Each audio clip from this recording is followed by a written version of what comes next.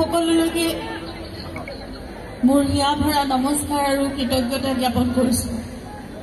অসমৰ বিভিন্ন স্থানৰ পৰা আহি আপোনালোক আজি একত্ৰিত হৈছে।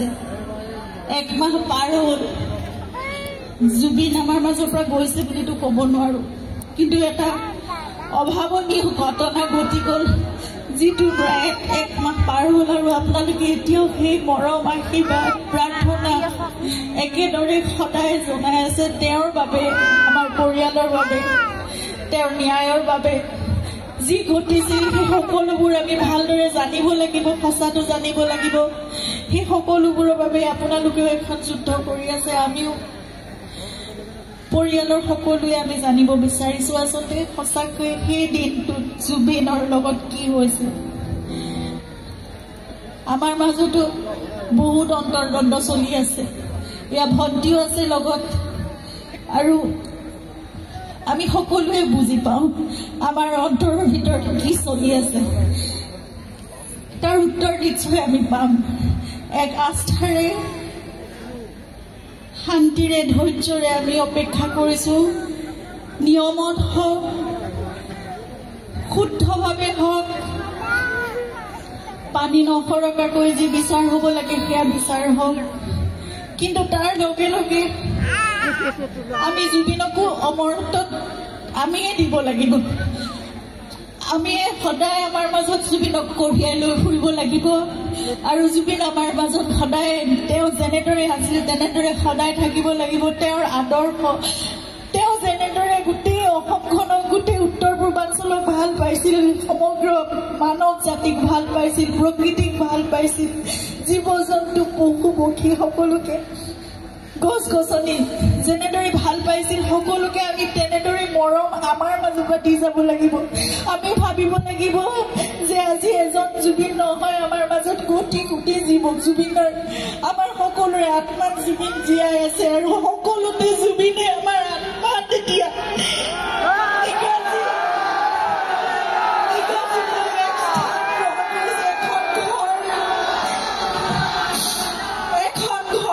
বহিছে, আমাৰ সকলোৰে আত্মাত জুবিন জীয়াই থাকিব এতিয়া। গতিকে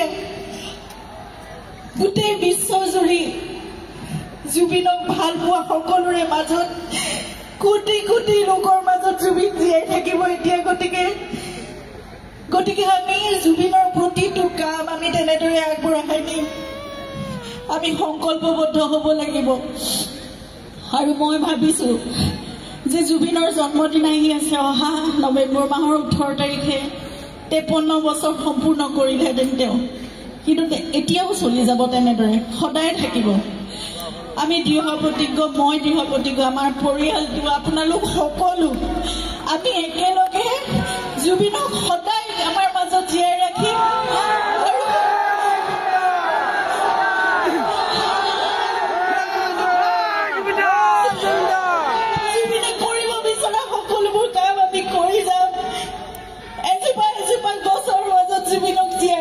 প্ৰতিটো পাতত জীয়াই ৰাখিম।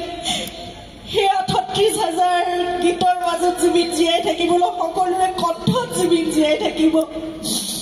জুবিনৰ সকলোবোৰ গীত তেওঁ লিখা, তেওঁ কম্প'জ কৰা সকলোবোৰ গীত আমাৰ বহুত পলম হ'ল, কিন্তু এতিয়াৰ পৰা আমি চেষ্টা কৰিম যে সেই সকলোবোৰ যাতে আমি শৃংখলাবদ্ধভাৱে আমি ৰাখি যাব পাৰোঁ আমাৰ ভৱিষ্যত প্ৰজন্মৰ বাবে। প্ৰতিটো পদক্ষেপত আপোনালোকে আমাক সহায় কৰিব লাগিব, আপোনালোকে নিজেও কৰিব লাগিব সেইখিনি। আমি গছ ৰুই যাম, সেউজ কৰিম অসমখন, উত্তৰ পূৰ্বাঞ্চলখন, জীৱকুলৰ বাবে আমি কাম কৰি যাম। নতুন প্ৰজন্মক লৈ জুবিনৰ ইমান সপোন আছিল, আৰু সদায় জুবিনে আৱেগত কান্দি উঠিছিল যেতিয়া নতুন ইমান ভাল কাম কৰিব পাৰে। মোৰ কিনো প্ৰতিভা আছে, সিহঁতৰ মাজত আৰু বহুত প্ৰতিভা আছে, সিহঁতি মোৰ অসমখনক বহুত দূৰলৈ লৈ যাব। গতিকে সেই সপোনবোৰ আমি পূৰা কৰিবই লাগিব।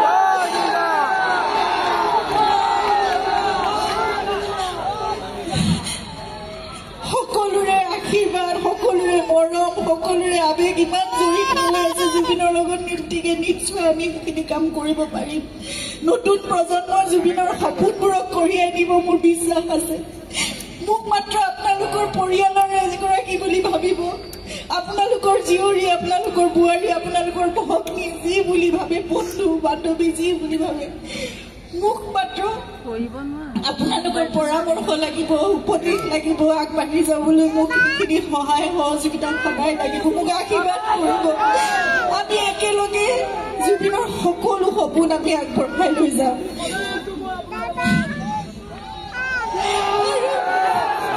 আপোনালোকৰ এইখিনি